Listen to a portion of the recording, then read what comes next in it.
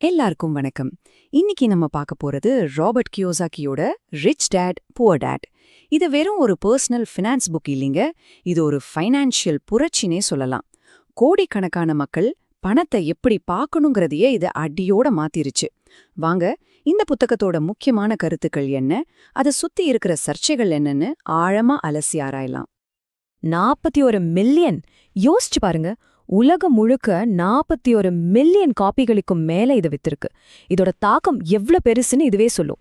ஆனா அப்படி என்னதான் இருக்கு இந்த புத்தகத்துல? இவ்ளோ பெரிய வெற்றிக்கு காரணம் என்ன? அதோட மைய செய்தி என்ன? அததான் நாம இப்ப பார்க்க போறோம். இந்த புத்தகத்தோட மொத்த தத்துவத்தையும் ஒரே ஒரு வரியில சொல்லணும்னா அது இதுதான்.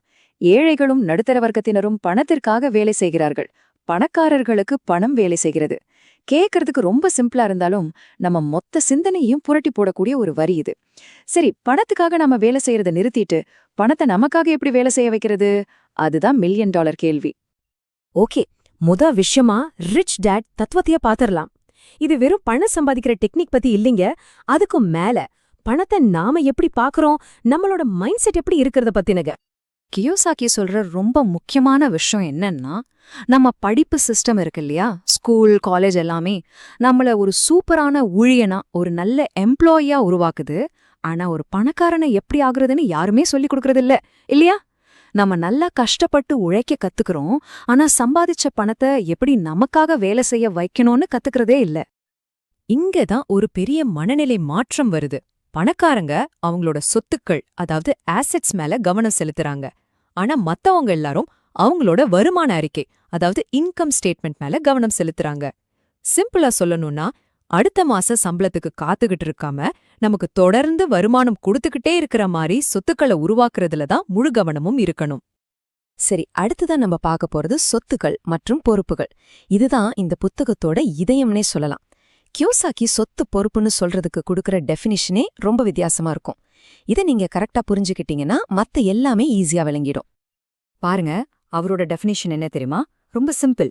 ஒரு சொத்து என் பாக்கெட்ல பணத்தை போடும், ஒரு பொறுப்பு என் பாக்கெட்ல இருந்து பணத்தை எடுக்கும், அவ்வளவுதான். இந்த ஒரு விஷயத்த மட்டும் நீங்க நல்லா மனசுல ஏத்திக்கிட்டீங்கன்னா பாதி புக் முடிஞ்ச மாதிரி. இன்னும் கொஞ்சம் டீட்டெயிலா பார்க்கலாமா? இப்போ ஒரு வீட்டை வாடகைக்கு விடுறீங்க, இல்ல ஒரு பிசினஸ் நடத்துறீங்கன்னா அது மாசம் மாசம் உங்க பாக்கெட்டுக்கு காசை கொண்டு வரும். அதனால அதெல்லாம் சொத்து. ஆனா நீங்க இருக்கிற உங்க சொந்த வீடு, உங்க காரு, இல்ல கிரெடிட் கார்டு கடன், இதுக்கெல்லாம் என்ன பண்ணுவீங்க? மாசம் மாசம் உங்க பாக்கெட்ல இருந்து பணம் வெளியே போகும். மெயின்டெனன்ஸ், இஎம்ஐ, வட்டின்னு. அதனால இதெல்லாம் பொறுப்புகள். இதுலதான் பெரிய சர்ச்சை ஆரம்பிக்குது.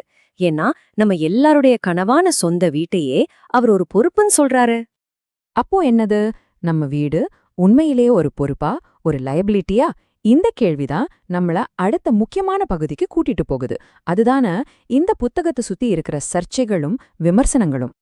ஓகே, அடுத்த பகுதி சர்ச்சைகளும் விமர்சனங்களும். பாருங்க, ஒரு பக்கம் கோடிக்கணக்கான பேர் இந்த புத்தகத்தை கொண்டாடுறாங்க, ஆனா இன்னொரு பக்கம் இது ரொம்ப ஆபத்தான அட்வைஸ் கொடுக்குதுன்னு சொல்றவங்களும் இருக்காங்க. ஏன் அப்படி சொல்றாங்க? வாங்க பார்க்கலாம். விமர்சகர்கள் என்ன சொல்றாங்கன்னா, கியோசாகி சொல்ற சில ஐடியாஸ் எல்லாம் ரொம்பவே ரிஸ்க் அதிகம். உதாரணத்துக்கு மல்டி லெவல் மார்க்கெட்டிங், அதாவது MLM அவர் ப்ரொமோட் பண்றாரு. அப்புறம் ரொம்ப ரிஸ்கான பென்னி ஸ்டாக்ஸ்ல இன்வெஸ்ட் பண்ண சொல்றாரு. ஜப்தி செஞ்ச வீடுகளை வாங்கி விற்க சொல்றாரு. இதெல்லாம் சாதாரணமா ஒரு மிடில் கிளாஸ் ஆள் பண்ணா இருக்கிற காசும் போயிடும்னு அவங்க எச்சரிக்கிறாங்க. அது மட்டும் இல்ல, கியோசாகியோட சொந்த பிசினஸ் ரெக்கார்டை பார்த்தாலே நமக்கு கொஞ்சம் டவுட் வரும். அவரோட பல கம்பெனிகள் திவால் ஆயிருக்கு.